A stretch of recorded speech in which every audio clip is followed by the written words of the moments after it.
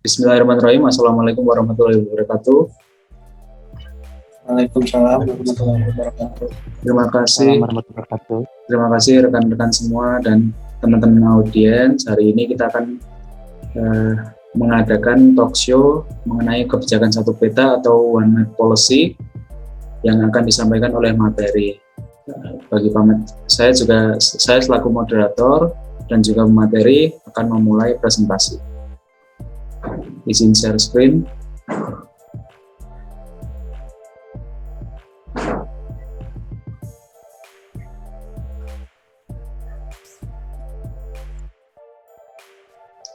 Sudah kelihatan ya? Sudah, Mas. Oke.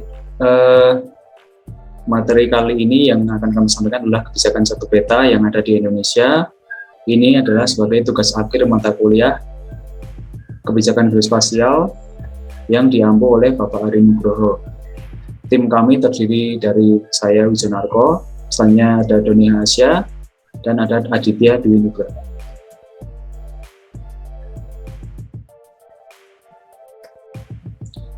Sesuai apa yang disampaikan oleh Bapak Jokowi, data adalah jenis kekayaan baru bangsa kita. Kini data lebih berharga daripada minyak. Maka dari itu, data dan informasi geospasial juga menjadi semakin penting dan semakin bermanfaat untuk mendukung proses pembangunan di berbagai sektor kehidupan. Selanjutnya, dari Pak Jokowi juga diamanatkan menerima laporan bahwa tim percepatan kebijakan satu peta berhasil mengkompilasi 84 peta tematik dari target 85 peta tematik. Jadi 84 dari 85 peta tematik yang telah berhasil dikompilasi tersebut. Nah, dan ini ada nih peta batas administrasi desa atau kelurahan ditargetkan selesai pada Desember 2020.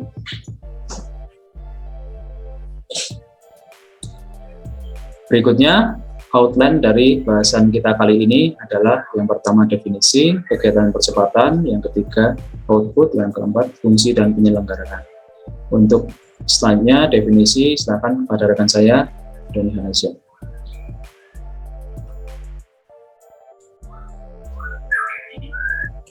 Terima kasih atas kesempatannya. Definisi dari kebijakan satu peta itu sendiri atau dapat disebut One Map Policy merupakan salah satu program prioritas dalam pelaksanaan nawacita. Dengan adanya kebijakan satu peta ini, perencanaan, pembangunan, penyediaan infrastruktur, penerbitan izin dan hak atas tanah serta berbagai kebijakan nasional dapat mengacu pada data spasial yang akurat. Jadi secara sederhananya, kebijakan satu peta ini mencoba menggabungkan, mengintegrasikan informasi-informasi spasial dari berbagai lembaga kementerian agar memiliki standar peta yang sama. Kebijakan satu peta sebagai acuan bersama penyelenggaraan pembangunan nasional yang berkelanjutan. Karena banyak sekali konflik penggunaan lahan, standar peta yang berbeda yang mengakibatkan data-data spasial tidak dapat dianalisis lebih lanjut.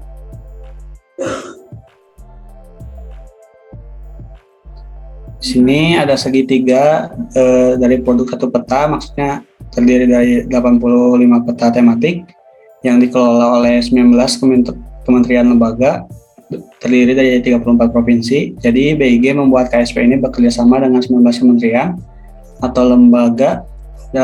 Ada 85 peta tematik yang telah dibuat dan mencakup 7 tema, diantaranya batas wilayah, kehutanan, sarana prasarana, perencanaan ruang, perizinan pertanahan, sumber daya alam dan lingkungan, kawasan khusus, dan transmigrasi.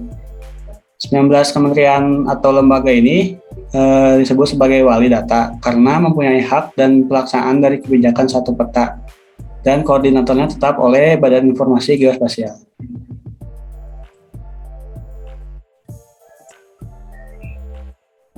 Oke, baik.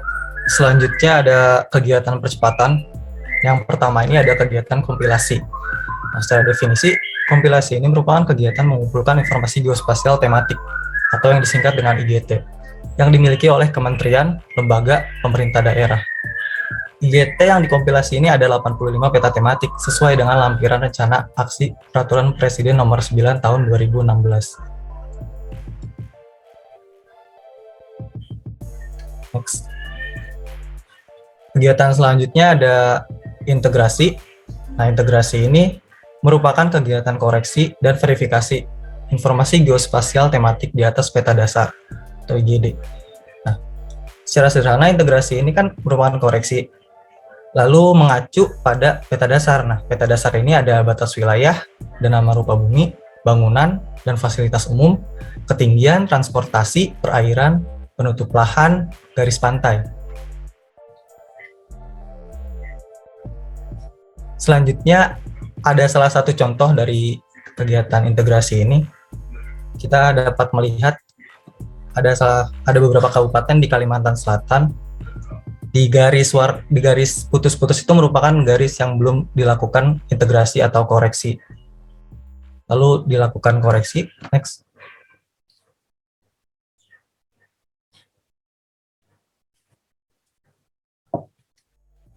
Nah, setelah dilakukan koreksi, kita dapat melihat di garis yang tanpa putus itu, kita dapat melihat juga bahwa sebelum dilakukan koreksi, masih ada beberapa desa yang menginduk pada kabupaten yang salah. Lalu setelah dilakukan koreksi, desa tersebut sudah menginduk pada kabupaten yang benar.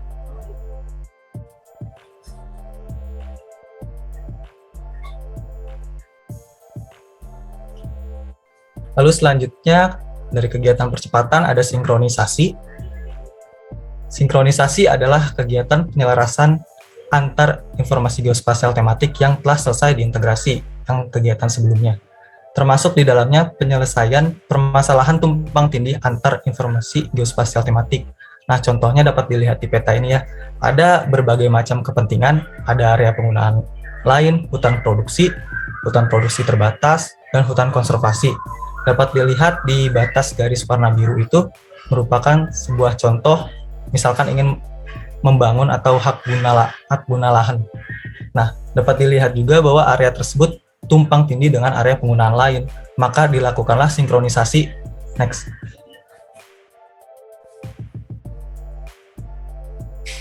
Nah, setelah dilakukan sinkronisasi, kita dapat melihat bahwa hak guna usaha yang ingin direncanakan itu tidak boleh karena sudah ada area penggunaan lain di wilayah tersebut yang warna merah itu. Nah, hal tersebut merupakan kegiatan dari sinkronisasi.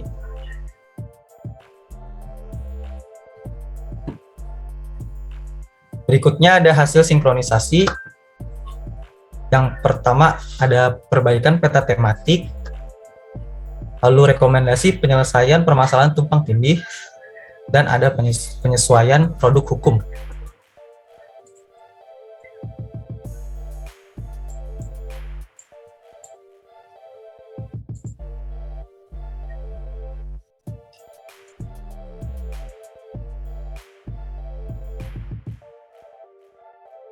Oke, di sini ada pemanfaatan peta tematik produk kebijakan satu peta.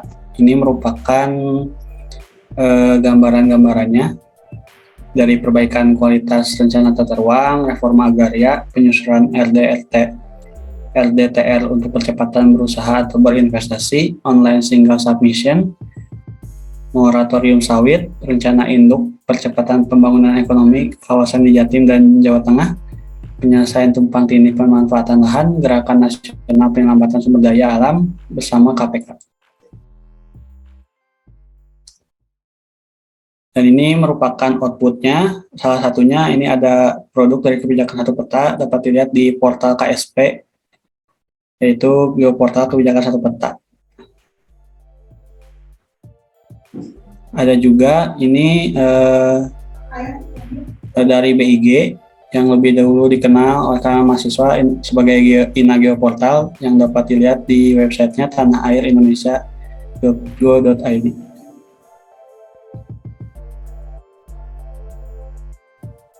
Adanya informasi geospasial bisa digunakan tidak hanya untuk orang-orang yang bekerja di bidang pemetaan atau mahasiswa, tapi semua orang kalangan yang berkepentingan untuk membuat peta dan mengetahui lokasi dapat menggunakan data dari portal-portal yang tadi ditunjukkan.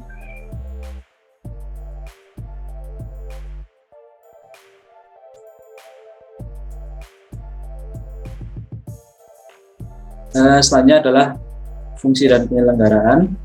Tadi sudah dijelaskan bagaimana penyelenggaraan kebijakan satu peta, ada 3 tahap, yaitu kompilasi, integrasi, dan sinkronisasi. Nah, setelah selesai akan dimasukkan database dan disebarluaskan di portal SDI. Kalau ini yang bawah ini adalah dari informasi geospasialnya, jadi bukan kebijakan satu peta. Ini ada fasenya pengumpulan, pengolahan, pengelolaan, dan penyebarluasan. Nah, ini kenapa kok 2 ini disatukan atau garis panahnya naik turun, karena ini di sini kita di sumber datanya di sini. Nah, jadi semua datanya dikelola di sini, sistem basis datanya dikelola di sini, baru dilanjutkan ke pemanfaatan oleh user. User ini tidak hanya dari pemerintah, namun juga dari swasta juga bisa.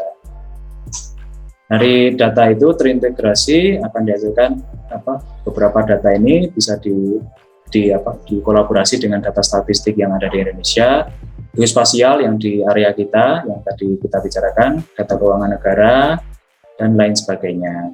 Nanti akan berujung ke penentuan kebijakan yang berkelanjutan di Indonesia.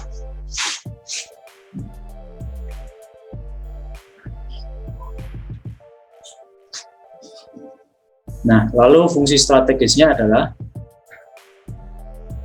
ini dari slide ini.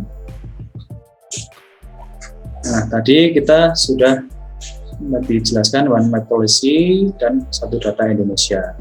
Jadi, dari data-data tersebut nanti akan didapatkan Indonesia yang sustainability atau berkelanjutan. Ini inputnya juga dari National Development Indicator, Indikator Pembangunan Nasional, SDGs atau Sustainable Development, dan stakeholder. Nah, ini di dalamnya adalah informasi geospasial yang dikolek oleh atau dibutuhkan oleh ketiga kalangan ini, dari stakeholder, National Development Indicator, dan SDGs Indicator. Nanti setelah terwujudkan One Map Policy dan One Data Indonesia akan terbentuk Indonesia Sustainability yang diantaranya adalah hasilnya adalah lingkungan yang lebih layak huni, ekonomi yang lebih inklusif untuk rakyat Indonesia, dan kesetaraan sosial. Hal ini seperti yang disampaikan tadi, endingnya adalah bermuara di Indonesia dengan pembangunan berkelanjutan. Itu adalah presentasi kami dari tentang One Map Policy. Berikut adalah pustaka yang kami pakai.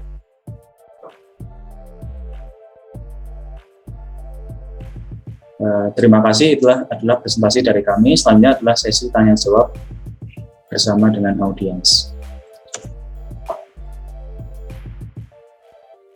Oke, silakan audiens, silakan langsung on cam aja. Jadi mungkin izin memperkenalkan diri, nama saya Teddy Mas Budiman. Izin bertanya, apa yang melatar belakangi negara perlu menetapkan UU Geospasial dan kebijakan satu peta? Silakan rekan Adit atau Doni. Mungkin saya ya. Doni silakan. Oke, baik. Jadi sesuai definisi tadi, kebijakan satu peta ini kan tujuannya untuk mengacu data spasial akurat, sehingga menghindari konflik-konflik yang terjadi seperti penggunaan lahan, penggunaan standar peta yang berbeda. Nantinya itu tuh dapat mengakibatkan tidak bisa dianalisis lebih lanjut seperti itu. Apakah rekan Adit ingin menambahkan? Silakan.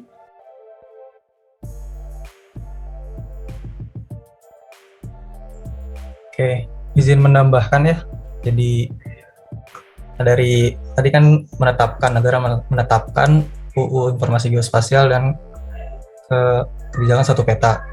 Nah, hal dua ini kan berbeda ya, tapi saling terkait. Kebijakan satu peta ini terkait dengan UU Informasi Geospasial. Jadi saya ingin menambahkan bahwa kebijakan satu peta ini melatar belakangi karena sebelum dilakukan atau disahkannya Peraturan Presiden Nomor 9 Tahun 2016 ini, masih ada beberapa lembaga yang membuat peta atau data tentang informasi geospasial, acuannya masih sendiri-sendiri gitu. Tidak ada referensi yang digunakan, sehingga disahkanlah Peraturan Presiden Nomor 9 Tahun 2016 ini yang diharapkan untuk menghilangkan tumpang tindih yang terjadi karena perbedaan acuan tersebut. Sehingga jika data-data sudah terintegrasi satu sama lain, sudah referensinya sama, maka data tersebut dapat digunakan secara bersamaan, seperti contoh yang sinkronisasi tadi. Nah, hal tersebut dapat menjadi pembangunan nasional yang berkelanjutan. Terima kasih jawabannya rekan Adit dan rekan Doni. Selanjutnya silakan audiens lainnya untuk menanyakan. Silakan Fatir. Baik, izin bertanya, apa saja sih manfaat yang kita peroleh dari Geoportal dalam kebijakan satu peta? Itu saja, sekian, terima kasih. Rekan Doni atau Adit yang menjawab. Geoportal yang ada di hasil output ya, berarti? Iya, benar. Nah, dari kebijakan satu peta kan menghasilkan produk atau output. Nah, output tersebut kan ada di dalam cloud server Geoportal tersebut. Nah, Geoportal ini, adanya informasi geospasial ini bisa digunakan tidak hanya untuk orang-orang yang bekerja di bidang pemetaan. Nah, mahasiswa juga dapat menggunakan data-data tersebut. Nah, dan juga orang-orang yang berkepentingan untuk membuat peta dan mengetahui lokasi dapat menggunakan data dari portal tersebut. Saya saran juga ya untuk teman-teman semua gitu, yang mahasiswa, gunakanlah data-data yang ada di Geoportal gitu, karena ini sangat penting ya untuk menghindari tumpang tindih gitu, apalagi buat praktikum. Seperti itu. Terima kasih rekan Adit. Silakan audiens yang lain. Silakan Widiani. Ya, Kang. Selamat siang. Perkenalkan, nama saya Widiani Galepangersa. Pertanyaan saya, seberapa efektif penggunaan dari kebijakan satu peta dalam menyelesaikan masalah sengketa tanah? Terima kasih. Oke, terima kasih pertanyaannya. Mungkin rekan Adit, rekan Doni. Baik, untuk efektifnya sendiri dapat kita lihat ya, dengan kebijakan ini yang dapat dilihat dari pemerintahan Bapak Jokowi, sengketa lahan itu sudah bisa kita lihat tidak terlalu ramai seperti dulu, karena sudah mulai mengacu kepada satu peta ini gitu, one map policy ini. Dengan begitu peregistrasian tiap-tiap tanah itu tidak ada terjadinya tumpang tindih antar tiap lembaga yang bertugasnya gitu. Oke, terima kasih rekan Doni atas jawabannya. Silakan audiens selanjutnya. Silakan Ai. Perkenalkan, nama saya Ain Siti Rohmah. Izin bertanya. Tadi kan yang melatar belakangi tumpang tindih antar IGT itu perbedaan acuan. Apakah ada hal lain yang melatar belakangi tumpang tindih antar IGT? Terima kasih. Ya, terima kasih pertanyaan dari Siti Rohmah. Mungkin saya akan bantu jawab juga. Seperti yang disampaikan tadi, jadi dulu itu sebelum ada one map policy, setiap swasta itu memetakan suatu area sesuai kebutuhan mereka sendiri-sendiri. Contohnya kalau di pemetaan mangrove, mereka yang memetakan mangrove saja, jadi secara tematik mereka cuma butuh data mangrove. Padahal di sisi lain mungkin ada pemetaan sawah atau vegetasi atau dan lain sebagainya. Nah, ini kan jadi kurang terintegrasi. Jadi si yang neliti mangrove bikin PM sendiri, memetakan sendiri, yang Yang memetakan sawah juga bikin TPM sendiri, bikin peta sendiri, acuannya berbeda. Nah, One Map Policy ini hadir untuk menyelesaikan masalah itu. Jadi antar lembaga, antar instansi swasta maupun negeri bisa bekerja sama dan petanya terintegrasi ke dalam satu sistem koordinat dan satu acuan. Begitu. Oke, terima kasih atas pertanyaan dari audiens. Saya izin stop sharing. Terima kasih banyak atas kehadiran rekan-rekan pemateri dan rekan-rekan audiens. Mungkin itu untuk talk show kita hari ini. Kami dari pemateri undur diri.